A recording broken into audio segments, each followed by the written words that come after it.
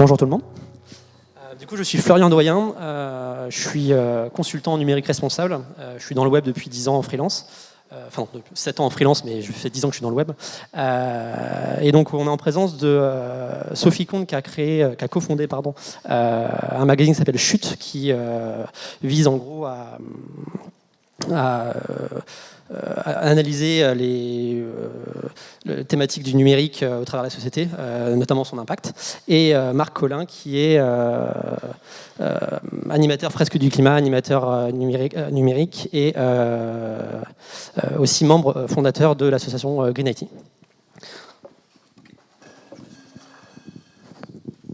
Oui, bonjour. Donc, très heureux d'être là. C'est vraiment super. Merci à cette organisation. Voilà, c'est une chance qu'on a de pouvoir parler devant vous. Donc, moi, je suis là parce que je suis, comme tu disais, membre du collectif Green IT. C'est des professionnels de tout, en fait, hein, plutôt de l'informatique, mais ça vient un peu de partout, qui s'intéressent au sujet du numérique responsable. Le membre emblématique du collectif Green IT, qui est devenu une association depuis 2 ans. C'est Frédéric Bordage, pour ceux qui connaissent peut-être un peu ce monde-là, ont déjà entendu ce nom-là. Et donc j'ai été formé par Frédéric Bordage sur cet aspect-là. Et dans ma carrière, j'ai été informaticien, consultant. J'ai pas été consultant numérique responsable parce que ça n'existait pas. Et ma carrière fait que maintenant, je suis plutôt le côté enseignement, notamment à l'université de Rennes où j'enseigne cette matière qui est le numérique responsable. Bonjour à toutes et à tous. Donc moi, c'est Sophie Comte. Effectivement, j'ai cofondé le magazine Chute, qui est un trimestriel papier distribué en kiosque et librairie, et qui donc interroge l'impact du numérique et des technologies dans nos vies. On a déjà fait un numéro qui s'appelle l'Odyssée écologique sur l'impact au niveau écologique du numérique. On a consacré un numéro sur la transition énergétique qui s'appelle « Qui sème le vol te récolte la tempête ». Donc c'est des sujets qui sont au cœur aujourd'hui de la transformation numérique qu'on vit tous et toutes, et qui ne sont pas forcément simples à appréhender parce qu'en fait ils sont présents dans notre société de façon diffuse dans tous les domaines de la vie. En fait, le numérique est absolument partout, et donc on a peut-être un peu de mal à appréhender ce grand sujet qui pourtant est essentiel aujourd'hui. C'est ce qu'on essaye de faire avec Chute. Et alors je précise aussi qu'on a un magazine ado, Chute Explore, parce que les ados sont les premières personnes connectées aujourd'hui et que ça nous a paru juste une évidence qu'il fallait aussi leur parler de tout ça. Voilà. Et du coup, Sophie, au fil de vos analyses, est-ce que vous avez réussi à identifier des problèmes qui sont liés au numérique? Et est-ce que vous pouvez du coup nous en parler un petit peu? Oui, en fait, je dirais que ce qui se passe, la problématique qu'on a très vite identifiée avec Chute, c'est que déjà le numérique en lui-même, comme je disais, on a du mal à l'appréhender, peut-être parce qu'on a tendance à opposer un peu deux mondes, le monde virtuel, le monde réel. Et comme on oppose ces deux mondes, on a la sensation que ce qui se passe dans le monde virtuel serait moins important que ce qui se passe dans le monde réel. Donc c'est ce qu'on peut avoir par exemple avec le cyberharcèlement, qu'on a eu tendance pendant longtemps à considérer comme un harcèlement moins important que le harcèlement qui aurait lieu in real life, comme on dit, alors qu'aujourd'hui on fait bien le constat que c'est absolument pas vrai, voire l'inverse, que c'est plutôt quelque chose qui empire le phénomène. Mais c'est valable en fait dans tous les sujets. Finalement, on a tendance à opposer un peu les deux mondes. Ça vient peut-être du mot écran lui-même. L'écran fait un peu écran. Dans l'étymologie du mot écran, quand on part de là, en fait, à la base c'est un panneau. L'écran, c'est un panneau qui permettrait de se protéger de l'ardeur d'un foyer, du feu en fait. Et donc on a tendance peut-être à voir il y a toujours cette idée, cette connotation-là dans le mot écran. On parle d'écran total par exemple aussi, quelque chose qui nous protégerait. C'est absolument pas le cas, et puis c'est pas une frontière imperméable entre deux mondes, pas du tout. Il y a une vraie continuité entre le monde réel et le monde virtuel. Et donc, pour en revenir au sujet qui nous intéresse aujourd'hui, c'est vrai que pour tout ce qui concerne l'environnement, etc., on a eu tendance à penser que parce que c'était numérique, digital, c'était moins important, que c'était pas là, que ça pollue pas. Et aujourd'hui, on a bien conscience, de plus en plus, on en parle. C'est vrai que c'est encore traité comme un sujet un peu à la marge. C'est pas suffisamment présent dans les médias. En tout cas, c'est ce que nous on dit, et ce pourquoi on milite chez Chute, c'est qu'on en parle vraiment de façon à ce que ça soit au centre de la ligne édito des médias aujourd'hui, en fait, ces sujets-là. C'est 4% des émissions de gaz à effet de serre. Aujourd'hui, le numérique, c'est autant que l'avion, par exemple. Donc, et ça ne va pas aller en s'arrangeant, a priori, puisque les usages ne font qu'augmenter, puisqu'on est toujours, voilà, la 5G, la 4G est saturée, on passe à la 5G, et avec ce problème d'effet rebond, qui fait que voilà, on va avoir forcément un accroissement des usages, et pour l'instant, pas beaucoup de solutions proposées. Et du coup, au niveau de l'impact du numérique sur l'environnement, est-ce que Marc, tu as quelque chose à dire ? Oui, enfin, moi je m'intéresse qu'à l'aspect environnemental du numérique, donc à l'impact environnemental du numérique. On appelle ça l'empreinte environnementale du numérique. On a même une loi, qui est la loi Rennes, réduction de l'empreinte environnementale du numérique. Donc, on sait que le numérique, il est partout, voilà, et qu'il se diffuse, et que forcément cette diffusion, ça a des impacts. Toutes les activités humaines ont des impacts sur notre planète. C'est un monde fini, forcément, donc rien ne se perd, rien ne se crée, tout se transforme, et pas forcément dans le bien. Et donc, les impacts, il y a des impacts sociaux et sociétaux, donc, dont tu parles très bien, et moi je suis plutôt sur les impacts environnementaux, là, du coup. C'est quoi les impacts environnementaux du numérique ? C'est effectivement, quand on parle de l'empreinte, c'est quoi l'empreinte ? C'est la trace qu'on laisse après son passage. Je dis la trace qu'on laisse après son passage, c'est les ressources qu'on a utilisées dans le numérique et qui sont plus disponibles pour faire autre chose. Et puis tous les déchets qu'on a aussi générés dans notre activité. Les ressources qu'on a utilisées, c'est beaucoup de métaux. D'accord, on a besoin de plein de métaux différents. Je disais que jusque-là, l'humanité a vécu avec 10 ou 20 métaux jusqu'au début du siècle, enfin jusqu'au début de mon siècle, 1900. Et maintenant, on utilise tous les métaux possibles dans le tableau de Medvedev. Donc, en fait, voilà, on a besoin de plus en plus de métaux qu'il faut aller chercher de plus en plus loin, de plus en plus profond, qui sont de moins en moins concentrés. C'est pour moi, la grosse problématique dans les ressources. Si on a le temps, on discutera de l'eau, par exemple. On a besoin de beaucoup d'eau pour faire cette extraction de métaux. Dans les déchets que l'énergie numérique laisse derrière elle, c'est des déchets électriques et électroniques. Voilà, tout ce qu'on fait, tout ce qu'on fabrique, avoir conscience que tout ce qu'on fabrique, c'est un déchet. En fait, grosso modo, on fabrique des déchets. Ils ne sont pas tellement biodégradables, nos machines. Il faudra bien les traiter. Et l'autre déchet que l'on produit, on dit que le numérique est basé sur l'électricité. Il n'y a pas de mine d'électricité ou d'arbres qui produisent l'électricité. Il faut la produire, cette électricité. Les 2/3 de l'électricité mondiale est produite à partir d'énergie fossile. Donc ça émet des gaz à effet de serre. Et donc, voilà, comme tu disais, 4 à 6%, ça change un peu tous les jours, mais voilà, des émissions de gaz à effet de serre dues au numérique. Ta comparaison par rapport à l'aviation en 2020, c'est une petite anecdote, je me permets, parce que ça me fait toujours rigoler. En 2020, quand on s'ennuyait tous là devant nos écrans pendant le confinement, j'ai suivi un webinaire sur l'aviation, voir comment est-ce qu'eux, ils concevaient ce truc-là. Et eux, le discours était de dire, nous, on n'émet pas beaucoup de gaz à effet de serre, on n'émet pas plus que le numérique. Donc vous voyez qu'en fait, selon le côté où on se place, ça peut être différent. Du coup, on parlait de l'impact. Et du coup, comment on peut concilier en fait, la croissance du numérique avec la nécessité de décarboner en fait, ce secteur ? Tu poses la question. Comment est-ce qu'on peut la croissance du numérique et la décarbonation. Alors, je disais, l'impact environnemental du numérique, c'est les émissions de gaz à effet de serre, qui est l'un des points d'impact le plus médiatique, on dira, et sûrement un des problèmes cruciaux qu'il faut qu'on résolve assez vite maintenant. Le numérique, c'est 4% des émissions de gaz à effet de serre. Donc c'est beaucoup, c'est pas beaucoup, je vous ai parlé de la comparaison. Si on veut impacter sur le changement climatique, si on agit sur le numérique, vous voyez que ça ne va pas être énorme. Les gros points d'impact, c'est l'alimentation, le transport, le logement. Et c'est là-dessus, si on veut aller sur le changement climatique, c'est là-dessus qu'il faut appuyer. Et pour faire ces trois choses-là, le numérique est sûrement un des moyens de pouvoir actionner les leviers, notamment dans le transport, notamment dans le logement.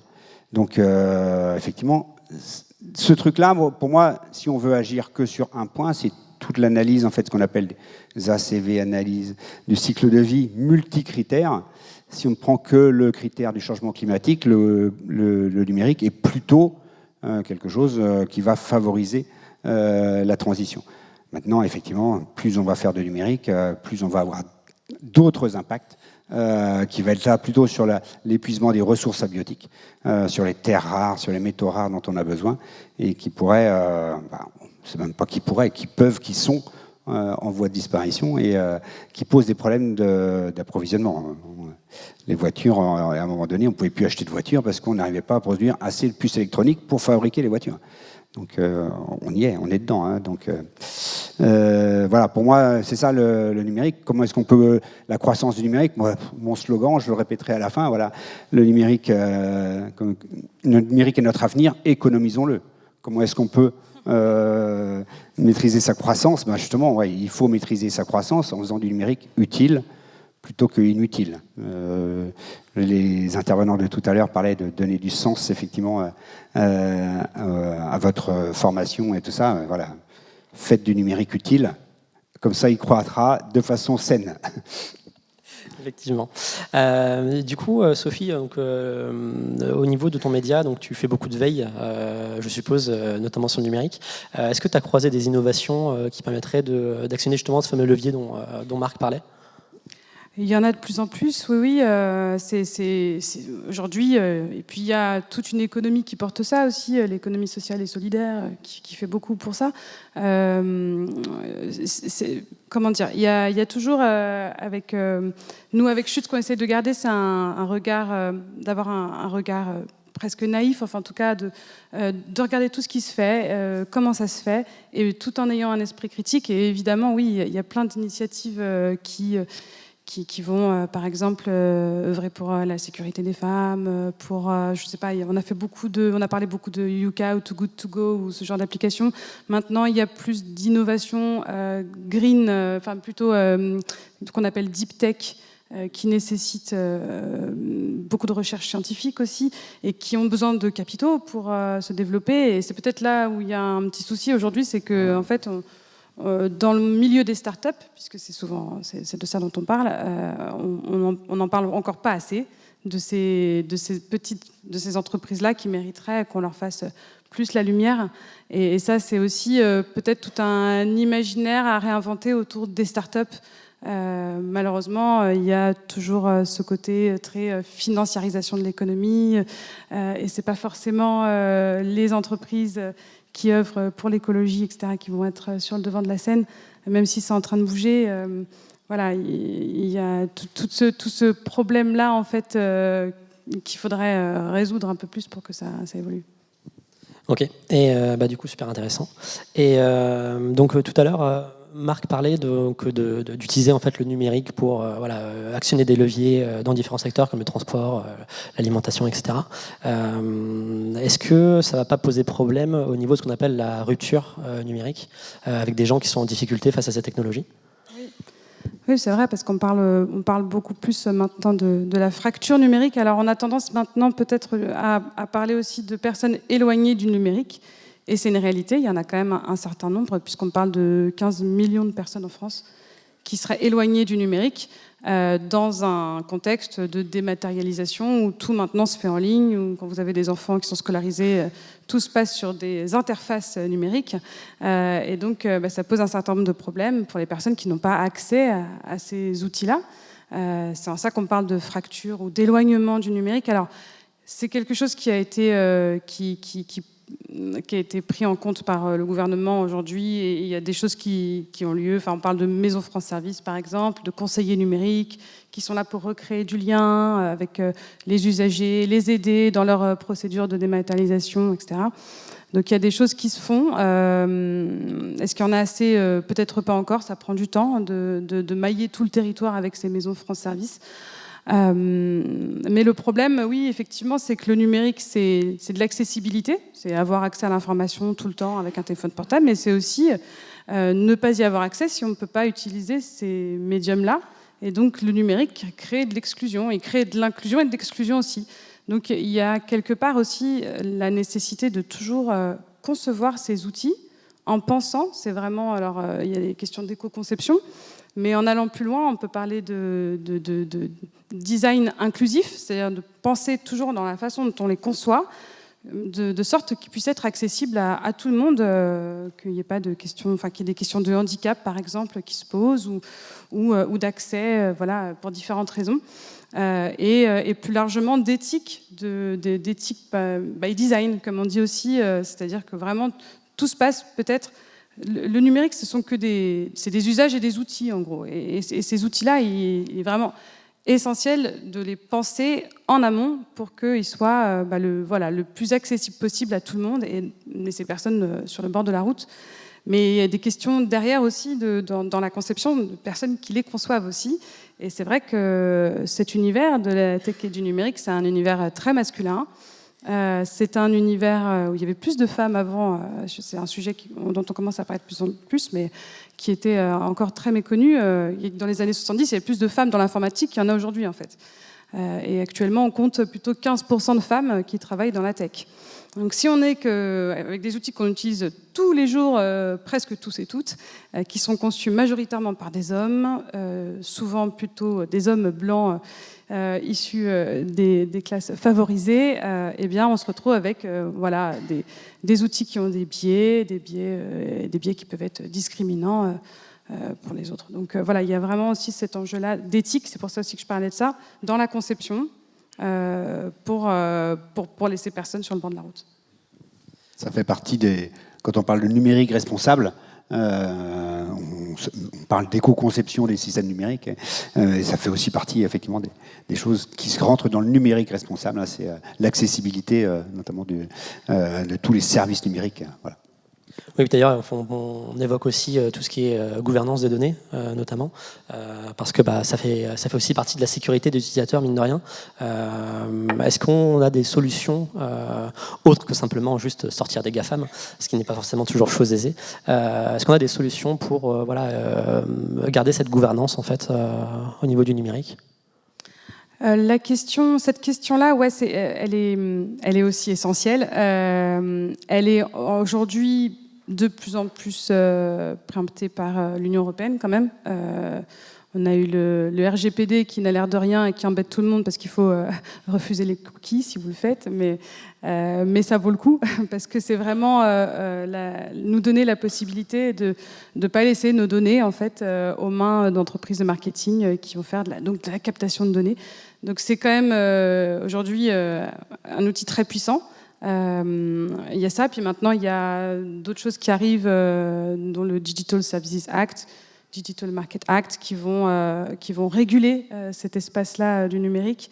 Et on en attend beaucoup. Donc oui, ce qui se passe, c'est qu'il y a eu, c'est toujours l'effet, je ne sais pas, certainement du capitalisme, mais dans les années 2000, avec ces grandes entreprises de la tech qui se sont développées et qui ont envahi le marché, et fait, voilà, nos usages ont été complètement transformés. On arrive après coup avec des lois, c'est difficile d'essayer de réguler tout ça, mais c'est super important de le considérer et voilà, de faire à notre échelle ce qu'on arrive à faire. C'est pas parce qu'il y a quelques grandes entreprises qui utilisent nos données que c'est forcément comme ça que tout doit se passer dans le milieu des startups. C'est aussi à nous, en fait, à décider de ce qu'on veut faire et du coup à faire partie de cette transformation numérique et peut-être même de se former dans ce domaine-là pour que justement impulser autre chose avec notre vision à nous, européenne ou française, mais voilà, de devenir acteur, actrice de cette transformation-là pour impulser autre chose. Et je voulais juste te dire, voilà, très bien, il faut que chacun s'intéresse à ça, hein, c'est important, à qui on donne ses données et tout ça. L'autre aspect, c'est les personnes qui font les services numériques. Aujourd'hui, je viens de recevoir un message, il y a l'ARCEP et l'ARCOM qui sont en train d'établir un guide d'éco-conception. On pourrait parler la première question qu'il faut se poser, doit-on faire ce service numérique ? Et dans la deuxième ou troisième question, c'est comment sont stockées les données et qui va avoir accès à ces données. Donc, c'est vraiment des choses hyper importantes quand on parle de numérique responsable, effectivement, de maîtriser les données, de maîtriser le flux et qu'est-ce qu'on veut en faire.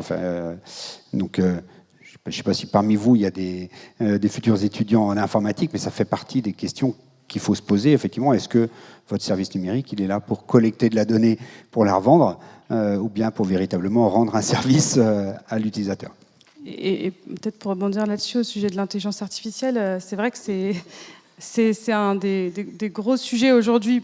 On en parle, c'est vrai que quand on dit intelligence artificielle, on entend beaucoup plus les enjeux aujourd'hui parce que ChatGPT a rendu tout ça, a démocratisé, etc. Donc maintenant, ça parle à tout le monde. Mais l'intelligence artificielle, elle est depuis longtemps, et l'intelligence artificielle, elle a besoin de beaucoup de données. Alors arrête-moi si je dis des bêtises, mais il me semble qu'on n'a pas encore trouvé de solution à ça, en fait, parce que pour que la machine, pour que le système fonctionne bien, on a besoin de l'entraîner avec un maximum de données. Donc comment est-ce qu'on fait pour avoir une intelligence artificielle écolo? C'est possible ou pas, ça? C'est moi qui pose la question. Ça veut dire quoi, une intelligence artificielle écolo? Non. Voilà, la machine, elle va tourner. On a besoin des puissances de calcul phénoménales pour faire tourner de l'IA. L'IA, c'est surtout des modèles, comme tu dis. Ça a besoin d'énormément de données. Pour reconnaître une girafe sur une image, il faut qu'il ait modélisé la théorie d'une girafe dans n'importe quelle position. Enfin, tout ça, je ne connais pas grand-chose en IA, mais je vois bien un peu comment ça peut marcher. Donc, l'impact environnemental de l'IA, c'est surtout sur la phase d'apprentissage, où ils ont besoin d'avoir des puissances de calcul phénoménales et du stockage de données. Maintenant, il y a de l'IA qui peut être écologique, dans le sens où le but de l'IA est peut-être de résoudre les problèmes qu'on n'a pas réussi à résoudre. Peut-être que si on demande à ChatGPT comment est-ce qu'on résout le problème du changement climatique, il va peut-être nous trouver la solution, et dans ce cas-là, on pourrait dire que c'est une IA écologique. Uniquement la version payante, par contre. La version 4. Du coup, ouais, super intéressant, encore une fois. Du coup, Marc, j'enchaîne vu que tu as micro. Du coup, tu accompagnes les entreprises, en fait, et les collectivités. Comment elles gèrent, elles, au quotidien, l'impact du numérique, et comment, toi, tu les accompagnes? C'est vraiment un sujet qui est vraiment très nouveau. C'est pas quelque chose. Enfin, moi, je suis informaticien depuis 85, donc, c'est pour en dire un peu avant Google. C'est quelque chose dont on parle depuis 4-5 ans. Moi, je me suis formé à cette problématique-là en 2019, juste avant le confinement. C'est quelque chose de très récent. Donc, les entreprises, c'est quand même pas un sujet très prégnant dans les entreprises. Faut pas se cacher. Maintenant, sur toutes les entreprises que je connais, qui sont plutôt des entreprises, des sociétés de services qui fabriquent du service numérique, voilà, il commence à y avoir une personne sur 100 responsable de ce parti-là numérique responsable et s'intéresser là-dessus. Donc, on commence juste à démarrer là-dessus. Sur les collectivités, bon, la contrainte est un peu plus forte. L'État a quand même mis un certain nombre de contraintes sur les collectivités. Ils doivent avoir une politique de numérique responsable pour les collectivités de plus de 25 ou 50 000, je ne me souviens plus, de 50 000 administrés. Donc voilà, il y a quand même des choses qui sont mises en place avec un suivi d'un certain nombre d'indicateurs. Qu'est-ce qu'elles peuvent faire là-dessus? Il faut dire que l'impact environnemental du numérique, c'est principalement sur la fabrication des équipements utilisateurs, sur les équipements terminaux. Donc, plus vous maîtrisez le nombre d'équipements que vous avez, vous allongez sa durée de vie, vous changez moins longtemps, meilleur sera votre impact. Meilleur sera la réduction de votre impact, plus exactement. Donc, c'est de mettre en place une politique de numérique responsable dans l'entreprise qui établit un certain nombre de critères comme ça, qui, au fil du temps, s'améliore pour le but de s'améliorer. Donc c'est effectivement un travail, c'est pas one shot en fait, c'est comme de faire une ACV, de dire ou bien quand vous faites votre bilan carbone, j'émets tant. Ça veut rien dire du tout, c'est plutôt si je fais telle action, combien je vais gagner en réduction de mon impact. Donc c'est ça une politique numérique responsable, c'est de prendre des actions et de voir sur quels critères on baisse.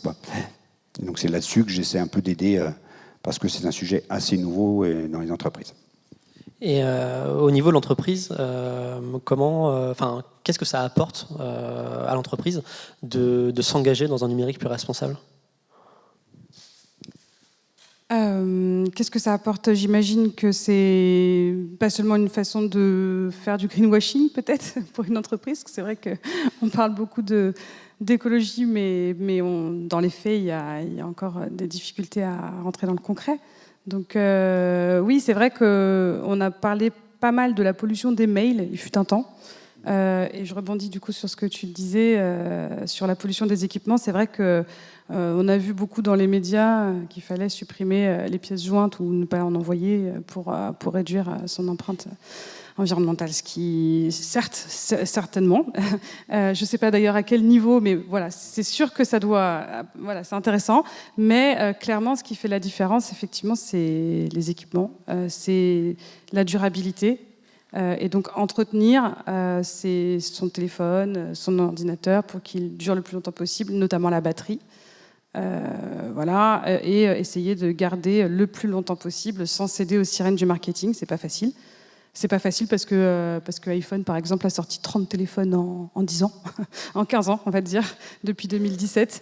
Donc, et puis il y a tout un univers autour du marketing du luxe et de la performance autour de ces outils-là. Donc, voilà. Et avec l'effet de mode qui revient toujours. Donc, c'est un peu difficile. Mais c'est peut-être la meilleure des choses à faire, c'est de garder son téléphone portable le plus longtemps possible. Je crois que c'est quand on le garde 2 ans, enfin en moyenne c'est 2 ans, les personnes gardent 2 ans un téléphone portable. Dans la plupart des cas, je crois que c'est 60% des cas, le téléphone marche encore. Alors que si on le garde 2 ans de plus, on divise par 2 l'empreinte environnementale, tout simplement. Bref, il faudrait garder son téléphone portable au moins 4 ans. Voilà, c'est ça l'idée. Et l'entreprise peut donc, oui, véhiculer tous ces messages-là forts, parce qu'elle a un impact fort auprès de ses collaborateurs et collaboratrices. D'ailleurs, pas que les smartphones, hein, les PC, les tablettes, les écrans de télé, tout ce qui est numérique au final.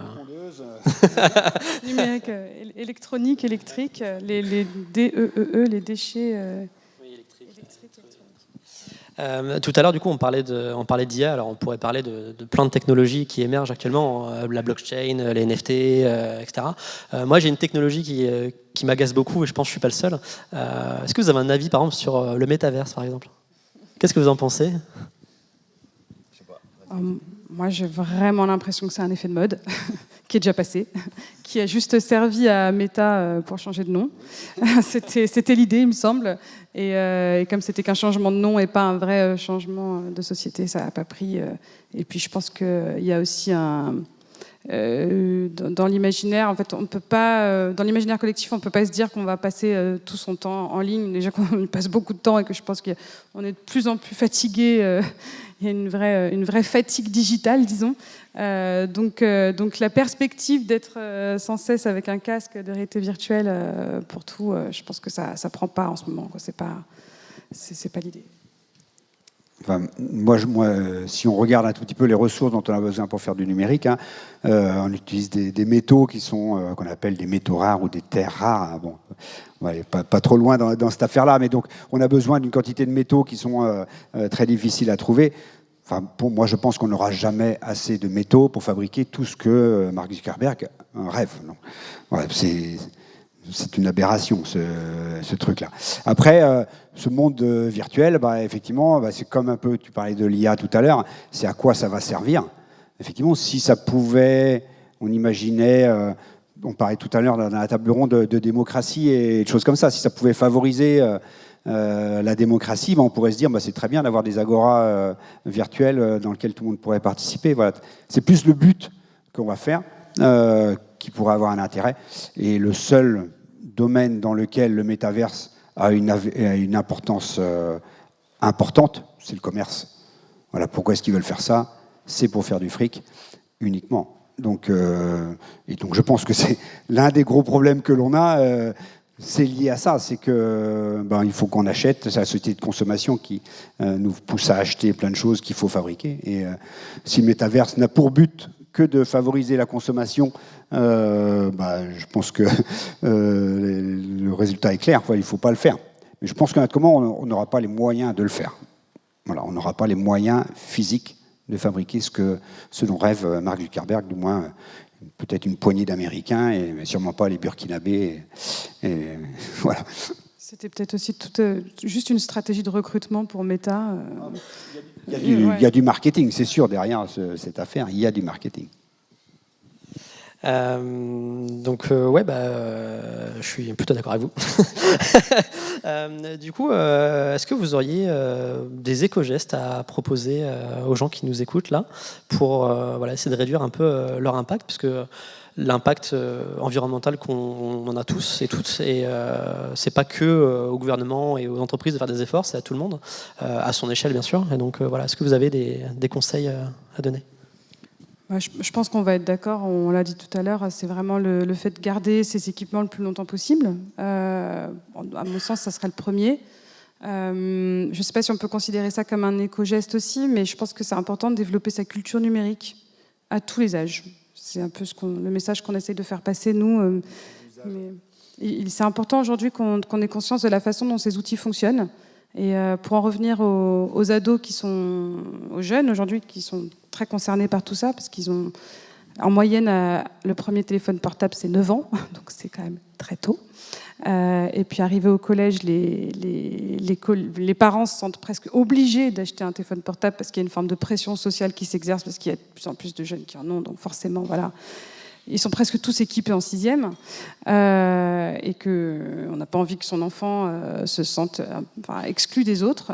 Donc voilà, il y a cette pression sociale. C'est hyper important que eux, qui sont l'avenir de notre société, développent une culture numérique, sachent comment ça fonctionne. Aujourd'hui, dans les collèges, il y a ce qu'on appelle de l'EMI, l'éducation aux médias, qui consiste à déjouer des fake news, à savoir comment tout ça fonctionne. Nous, on pense qu'il faudrait aller plus loin et faire de l'éducation au numérique. Ça devrait être un cours, en fait, dans tous les collèges. Et on parlerait aussi bien de l'économie de l'attention. Pourquoi est-ce que les collégiens ne seraient pas capables de comprendre ça? Au contraire.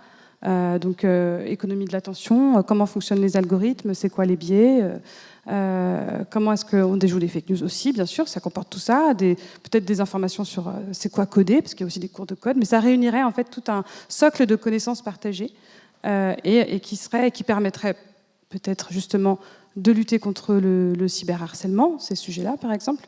Voilà, c'est pas tout à fait un éco-geste, hein, j'avoue, mais... Moi je pense que si. Mais voilà, je pense en tout cas, une des solutions, ça serait peut-être celle-ci, ouais, de vraiment que ça fasse partie aujourd'hui dans l'éducation nationale de ce qui est proposé aux élèves. Moi là-dessus, je donne aussi des cours de numérique responsable. C'est la phrase de conclusion de mes cours. Voilà, ce qu'il faut faire, c'est éviter d'acheter des nouveaux équipements numériques. Voilà. Quand vous achetez quelque chose de nouveau, est-ce que vous en avez vraiment besoin ? Si vous remplacez quelque chose qui existe déjà, votre téléphone, votre smartphone, mais n'importe quel équipement, et même votre tondeuse maintenant, parce qu'on fait, les ordinateurs tondent les pelouses, est-ce que vous en avez vraiment besoin de le changer ? Voilà. Est-ce que ça ne peut pas durer un petit peu plus longtemps ? Est-ce que on voudrait que les machines qui ont 4-5 ans tournent aussi bien que quand on les a achetées ? Mais est-ce qu'on ne peut pas accepter que ça tourne un peu moins bien, un peu moins vite ? Voilà, juste pour allonger la durée de temps.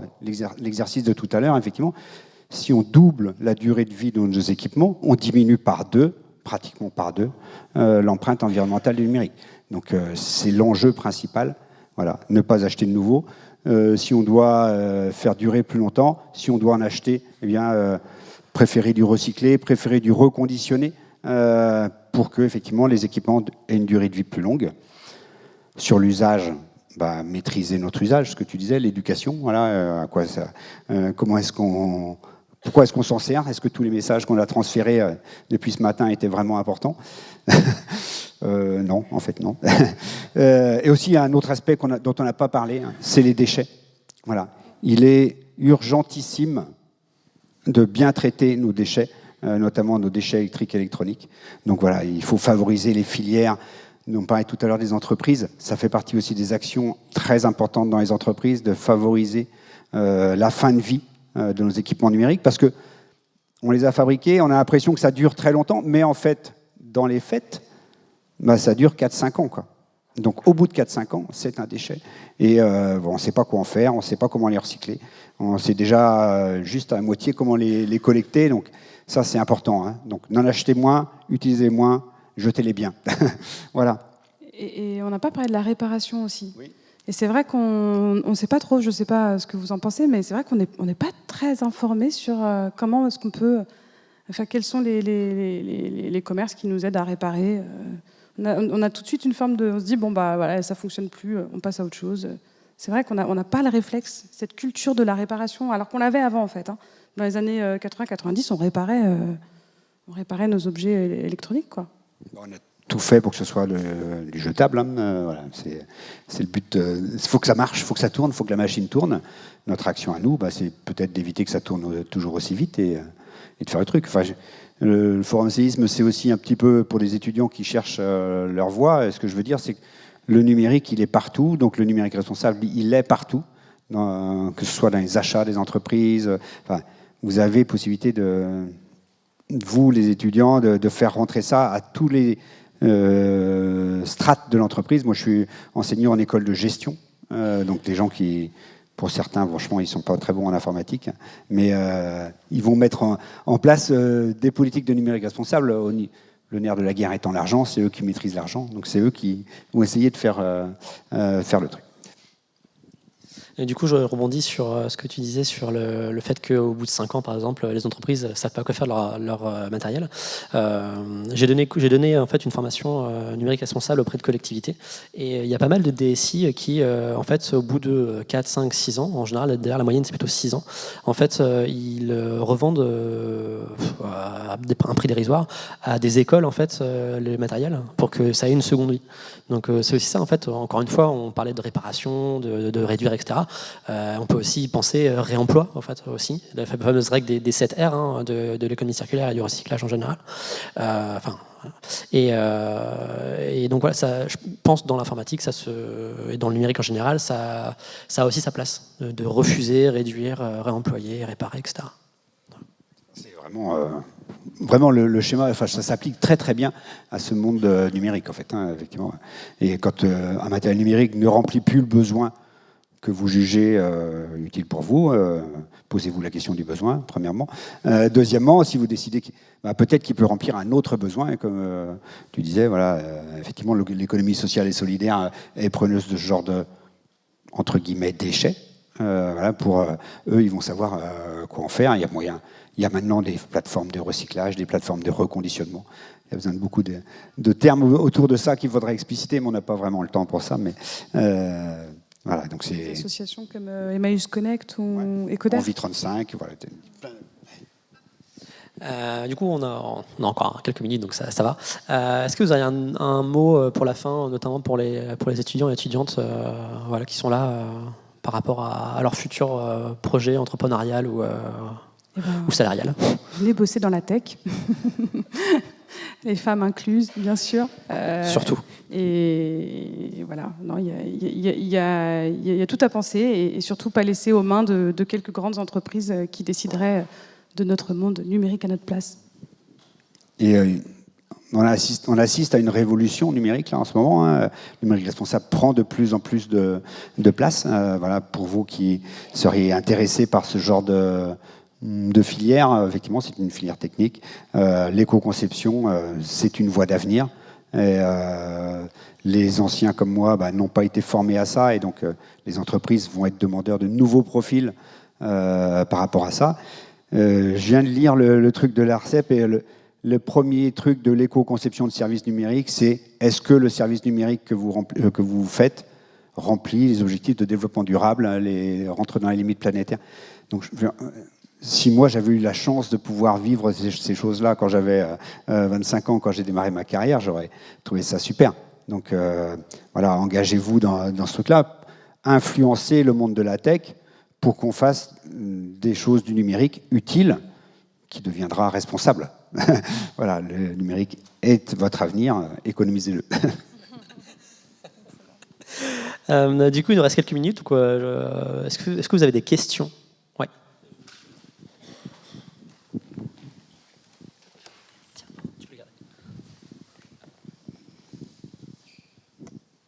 Merci beaucoup pour vos interventions, c'était très intéressant. Moi, je voudrais apporter un témoignage en tant qu'entrepreneur de la tech. J'ai lancé dans 2 entreprises dans ce secteur depuis une quinzaine d'années, et en tant que parent aussi, d'adolescents. Je vais paraphraser un slogan d'il y a quelques années pour dire que pour moi, le numérique, c'est pas automatique. Je pense qu'en fait, quand on a une entreprise et qu'on justement on cherche à apporter des services, ce qui est très important, c'est ce que vous avez souligné, c'est de se dire est-ce que ça apporte quelque chose qui va être utile pour mon business, mais aussi surtout pour la société, et pas uniquement pour faire du fric, comme vous le disiez tout à l'heure. Donc je pense que ça, c'est vraiment indispensable. Et moi, ce que je recommande à l'ensemble des étudiants, s'il y a des jeunes, il y en a beaucoup ici, c'est de se dire que quand vous allez rentrer dans vos entreprises, et moi je recrute aujourd'hui, c'est-à-dire que vous avez un pouvoir d'action qui est très concret, qui est de dire que vous ne voulez pas peut-être reproduire ce qu'ont fait vos prédécesseurs comme moi, qui est de dire je veux le dernier Mac ou le dernier ordinateur, demander un ordinateur reconditionné et essayer justement de contribuer à un changement dans les entreprises. Moi, dans mon entreprise, par exemple, il y a des ordinateurs qui ont 8-9 ans et ça fonctionne encore parce que pour faire de la bureautique, c'est suffisant. Voilà. L'autre témoignage que je voulais apporter en tant que parent, moi j'ai 3 ados, un qui est au collège et 2 qui sont au lycée. Celui qui est au collège, il n'a pas de téléphone, il n'a aucun compte de réseau social.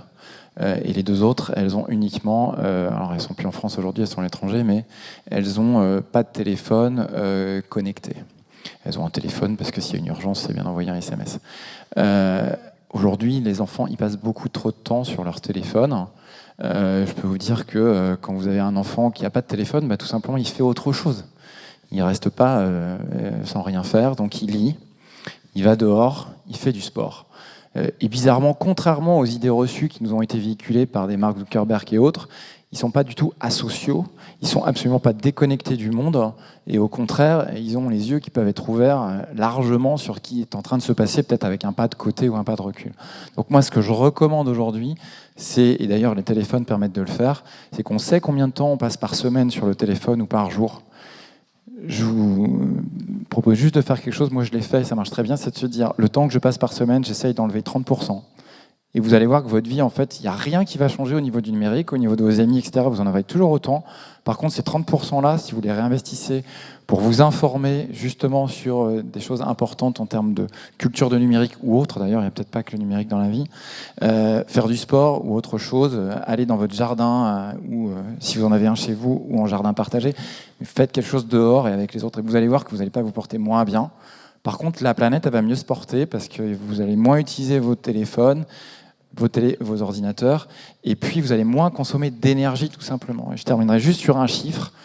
Aujourd'hui, sur 100% du trafic Internet, alors en France, c'est vrai que c'est surtout le device qui compte, parce qu'on a une énergie plutôt nucléaire. Je n'ouvre pas le débat nucléaire.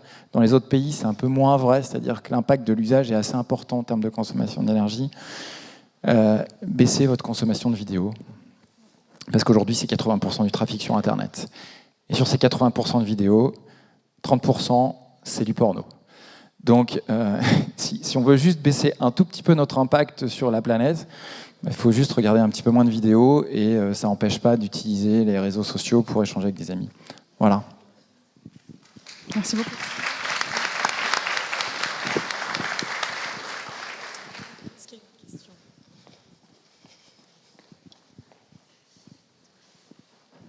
En même temps, là, je m'adresse. Il y a quelques vieux comme moi, mais il y a beaucoup de jeunes. Et moi, je suis élu au département d'Ille-et-Vilaine et je suis délégué à la commande publique responsable. C'est un poste qu'aurait jamais, une délégation qu'on n'aurait jamais vu quelques années. Ça ne veut pas dire que tout est rose, mais qu'en fait, ces enjeux nous interpellent de plus en plus. On a un plan numérique responsable. Je comprends pas toujours tout. J'ai des doutes sur des possibilités de greenwashing. C'est pas moi qui le gère, donc peut-être on restera en lien. Mais ce qui est très très compliqué aujourd'hui, c'est les informations contre-intuitives. Là, vous donniez un exemple. Il y a une étude de l'ADEME qui vient de sortir. Donc moi, je suis en sourcing sur ces enjeux. Mon engagement politique, il est sur ces enjeux aussi. Des fois, des ordinateurs reconditionnés, si les pièces viennent de Chine, ils ont un bilan carbone inférieur à des ordinateurs neufs, éco-conçus et qui vont moins consommer. Des fois, on me dit envoyez quand je tracte moi sur les marchés ou que je distribue un petit flyer léger, réduit, pas beaucoup imprimé. On me dit mais envoyez-moi ça pour Internet, et j'ai du mal à faire comprendre aux gens que aussi le stock, selon la durée, ils vont avoir un bilan pour la planète beaucoup plus grand que mon petit flyer s'ils le gardent et le distribuent, même s'il faut limiter.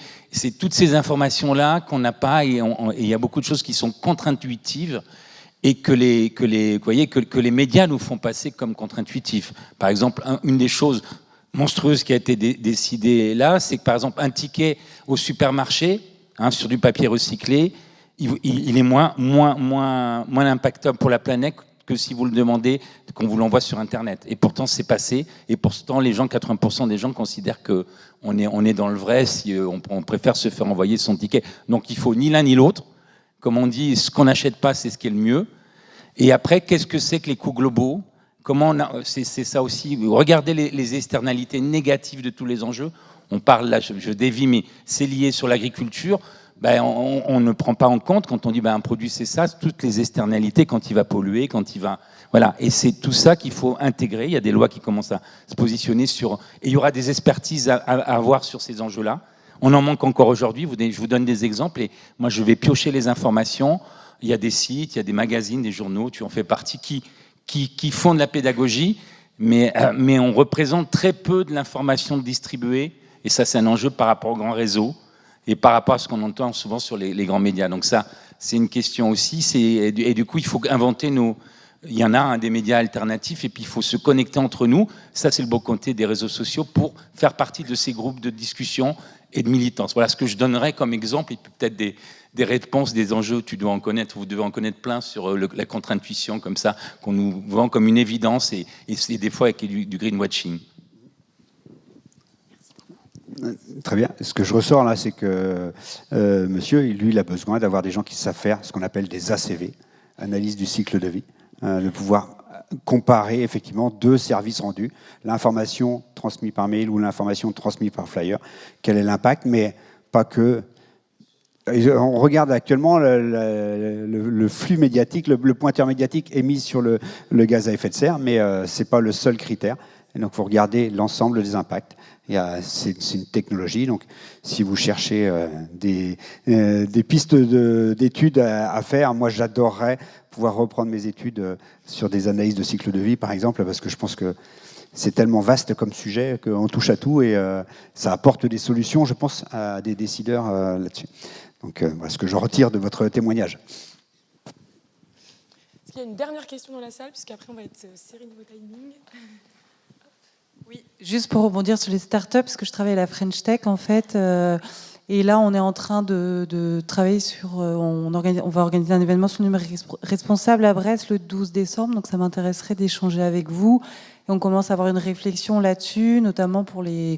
Parce que nous, en fait, on a un écosystème qui valorise et qui essaye de développer la création de start-up sur tout le territoire français, ce petit coq rouge, si vous voyez. Et donc, comment toujours continuer à aider l'entrepreneuriat, mais en même temps minimiser les impacts sur les projets numériques. On n'a pas la réponse, mais on est en train de se poser la question. Mais vous avez la question. Je sais pas. On n'a pas la réponse non plus. Effectivement, c'est se poser la question. J'imagine, monsieur était entrepreneur tout à l'heure, j'imagine que si un entrepreneur se pose cette question, c'est qu'il a déjà plus ou moins la réponse. Si le mec il se pose la question, la personne se pose la question, est-ce que mon truc est utile ?